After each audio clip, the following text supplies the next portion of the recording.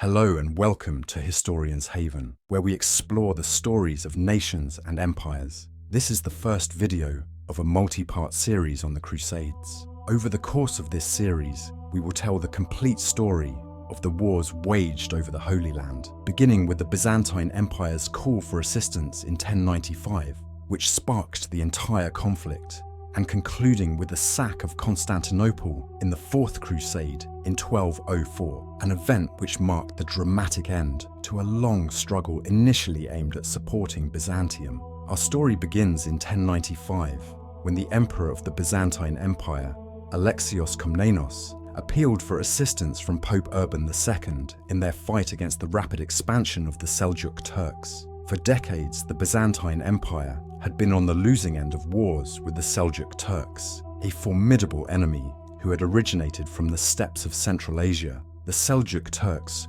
were a nomadic people who excelled in warfare, adopting strategies used by the Huns and infusing this with Islamic fervor.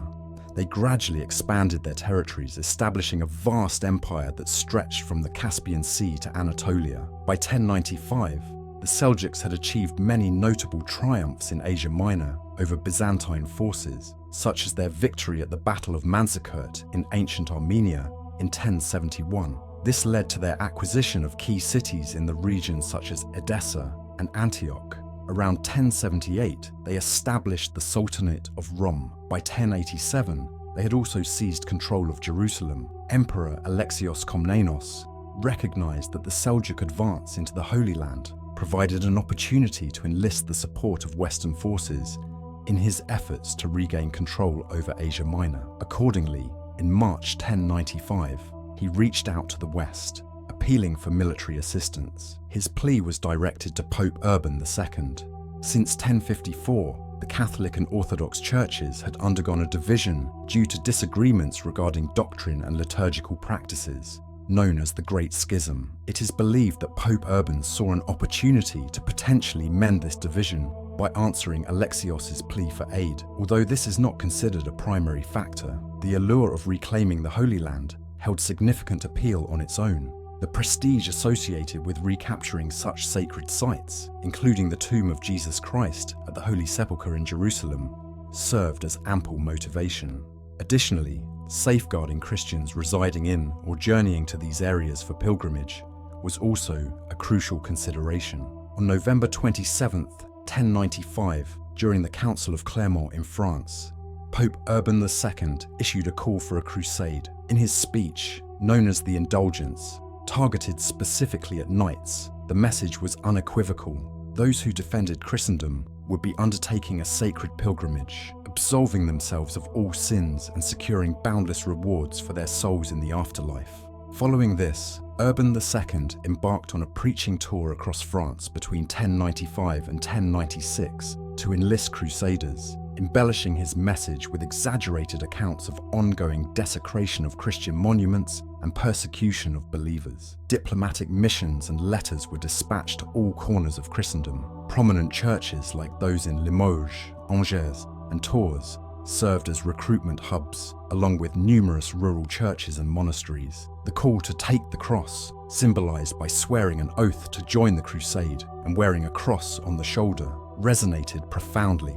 Throughout 1096, warriors from across Europe, driven by a mix of religious zeal, personal redemption, the allure of pilgrimage, thirst for adventure, and prospects of material gain, gathered in readiness to journey to Jerusalem. The departure date was set for August 15th of that year, with approximately 60,000 crusaders, including around 6,000 knights, participating in the initial waves. Before the arrival of the crusaders, the Seljuks, who had gained dominion over much of Asia Minor and northern Syria in the latter half of the 11th century, faced their own set of challenges. Engaged in conflict with their rivals, the Shiite Fatimids, based in Egypt, the Sunni Seljuks had managed to seize Jerusalem from them. However, the death of the influential Seljuk Sultan Malik Shah in 1092 dealt a significant blow to Seljuk ambitions, triggering a power struggle among various local lords, none of whom could establish supremacy. Furthermore, the Seljuk power base in Baghdad was distant from the battlegrounds of the impending First Crusade, resulting in limited centralized support or coordination for the war effort. Compounding their troubles, the Shiite Muslims successfully reclaimed Jerusalem from the Seljuks just months before the arrival of the Crusaders. It's likely that both Muslim factions were unaware of the religious motivations driving the Crusaders, viewing them as yet another Byzantine incursion rather than a distinct religious crusade. Unlike typical raiding parties, the Western Knights were not merely interested in plundering riches temporarily.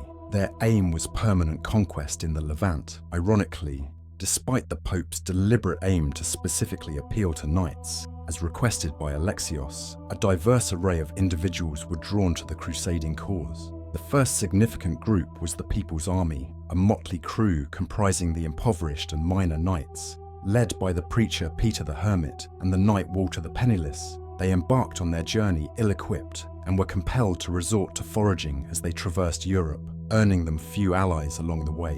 Peter, having previously undertaken a pilgrimage to the Holy Land, during which he was captured and tortured by Muslims, now saw the crusade as an opportunity for vengeance. Simultaneously, another group of crusaders, equally modest in means and lacking discipline, travelled down the Rhine. Led by Count Emicho of Lenningen, this contingent infamously redirected their religious fervor towards Jews in Speyer, Mainz, Trier, and Cologne. Both these groups of crusaders, sometimes dubbed the People's Crusade, despite including some knights, reached Constantinople in early summer 1096 with the intention of advancing to Jerusalem to confront the Seljuks. Anna Komnena, a historian and daughter of the Byzantine emperor, vividly describes these initial arrivals in her work, the Alexiad. And those Frankish soldiers were accompanied by an unarmed host more numerous than the sand or the stars, carrying palms and crosses on their shoulders. Women and children, too, come away from their countries.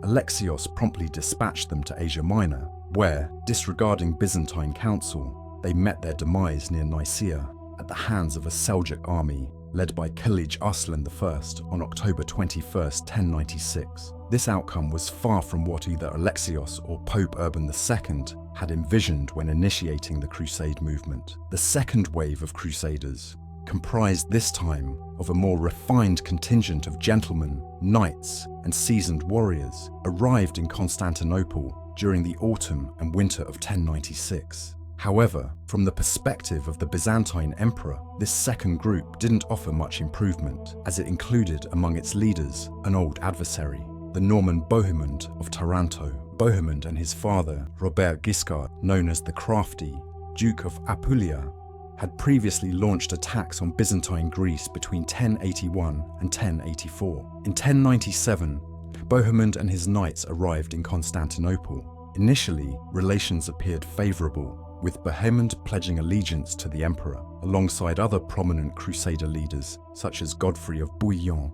the Duke of Lower Lorraine, and Raymond IV, also known as Raymond de Saint-Gilles, Count of Toulouse. Numerous other nobles also joined the ranks, each commanding their own contingent of knights. Despite the practical challenges posed by language barriers and the diverse composition of the force, their eventual success would astound many. Despite the havoc wrought by the less devout members of the Western armies, who plundered and pillaged as they traversed Europe and the Empire's territories, Alexios effectively utilized the Crusaders. The Normans, driven by a desire to defeat the Seljuks and establish new kingdoms, were particularly eager. Alexios may have seen potential benefits in supporting this agenda, as such kingdoms could serve as a strategic buffer on the Empire's border. With a combined force of Crusaders and Alexios's troops under the command of the Byzantine general Tatikios, Nicaea was recaptured in June 1097, although the Seljuks had actually opted to abandon it and regroup. Subsequently, they pressed onward across the Anatolian plain and achieved a significant victory at Dorilayon on July 1, 1097. In September 1097, the combined Crusader-Byzantine army divided into separate contingents. One force advanced toward Edessa in the east, while another headed into Cilicia to the southeast. The primary body set its sights on Antioch in Syria, a crucial stronghold on the Euphrates frontier. Antioch held immense significance as one of the 5 patriarchal seats of the Christian Church, historically associated with figures like St. Paul and Peter, and likely the birthplace of St. Luke. Its recapture would represent a significant propaganda victory. Despite its formidable fortifications and size, Antioch fell to the Crusaders on June 3, 1098, following a grueling 8-month siege, during which the attackers themselves faced a siege from a Muslim force from Mosul. The Crusaders endured additional hardships, including plague, famine, and desertions. Unfortunately, Alexios received erroneous information from refugees en route to support the siege, falsely suggesting that the Crusaders were on the verge of defeat against a massive Muslim army. Believing the situation dire, the emperor returned home. This abandonment deeply displeased Bohemund, who ultimately captured the city and defeated the relief force, albeit without Byzantine assistance. Despite his earlier vow to return all conquered territory to the emperor, the Norman leader decided to retain Antioch for himself. This breach of trust irreparably strained relations between the two leaders. In December 1098, the Crusader army pressed forward towards Jerusalem, seizing several Syrian port cities along the route. Finally, they reached their ultimate destination on June 7, 1099. Of the vast army that had departed from Europe, only approximately 1,300 knights and roughly 12,500 infantry remained to accomplish what was intended as the primary objective of the crusade. Jerusalem, fortified by imposing walls and a combination of moats and precipices, presented a formidable military challenge. However, timely arrival of Genoese ships brought much-needed timber, enabling the construction of 2 siege towers, catapults, and a battering ram. Despite these siege weapons, the defenders staunchly resisted, although the Muslim garrison notably refrained from launching raids on the besiegers, perhaps awaiting relief from Egypt. Then, in mid-July, Godfrey of Bouillon opted to assault what appeared to be a vulnerable section of the wall. Under cover of darkness, the Crusaders positioned their siege tower and filled a portion of the moat, bringing themselves within striking distance of the walls. With Godfrey leading the charge, the attackers successfully scaled the defenses and breached the city walls on July 15, 1099. Following the capture of Jerusalem, a brutal massacre of Muslims and Jews ensued. Although claims of 10,000 or even 75,000 deaths are likely exaggerated.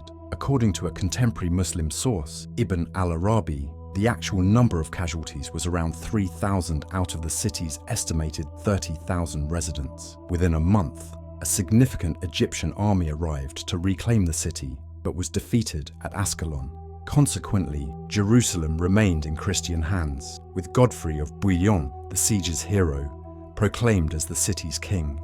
Meanwhile, back in Italy, Pope Urban II passed away on July 29, 1099, unaware of the Crusade's success. For some historians, the Battle of Ascalon marks the conclusion of the First Crusade. After fulfilling their mission, many Crusaders returned to Europe, some enriched, a few bearing holy relics, but most bearing the scars of years of arduous battles and scant rewards. However, a new wave of Crusaders arrived in Constantinople in 1100, led by Raymond of Toulouse. On May 17, 1101, Caesarea was captured, followed by the fall of Acre on May 26. However, there was a foreboding sign for future crusades. Muslims were becoming increasingly acquainted with Western battle tactics and weaponry. In September 1101, a coalition of Lombard, French, and German knights was defeated by the Seljuks. This signaled that future campaigns for Western armies would only become more challenging over the subsequent 2 centuries of warfare. Meanwhile, Alexios remained determined to regain control of Antioch. He dispatched a force to either besiege the city or, at the very least, cut it off from the surrounding territories held by the Crusaders. However, Bohemund had departed for Italy, where he persuaded Pope Paschal II and King Philip I of France that the true threat to the Christian world lay with the Byzantines. He depicted the Byzantine emperor as treacherous and their church as deviant, advocating for their elimination. Consequently, an invasion of Byzantium, with Albania as the targeted location, was launched in 1107, the campaign ultimately failed, largely due to Alexios mobilizing his elite forces to counter them and the Pope withdrawing his support. Consequently, Bohemund was compelled to acknowledge his subservience to the Byzantine emperor, who permitted him to rule Antioch in Alexios's name. This established a pattern for the division of conquered territories. The success of the First Crusade, marked by the recapture of Jerusalem, necessitated the establishment of various Western settlements in the Levant, collectively known as the Crusader States, Latin East, or Outremer.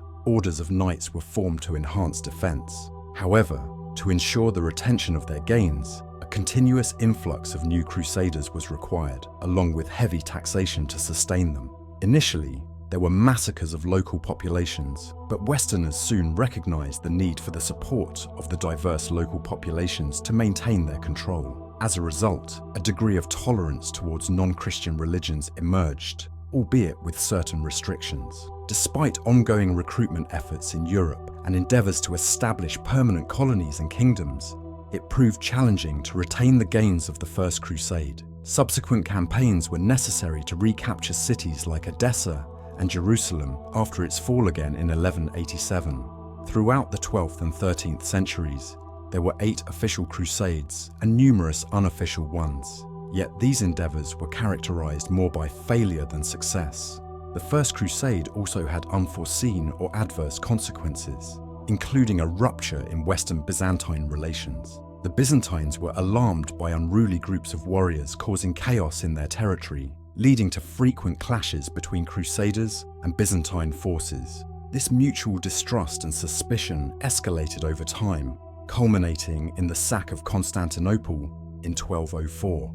The fervor of the crusading movement led to attacks on minority groups, particularly Jews in northern France and the Rhineland. The crusading spirit also spread to Spain, where assaults were launched against the Moors in the early 12th century. Regions like Prussia, the Baltic, North Africa, and Poland witnessed crusading activities up to the 16th century, as the crusading ideal continued to resonate with leaders, soldiers, and ordinary people in the West. Over time, the targets of crusades expanded to include not only Muslims but also pagans, schismatics, and heretics. That concludes part 1 of our series on the Crusades. Thanks for joining us on this venture. In part 2, we'll delve into the Second Crusade, led by notable figures such as King Louis VII of France, Emperor Conrad III of Germany, and the legendary Richard the Lionheart.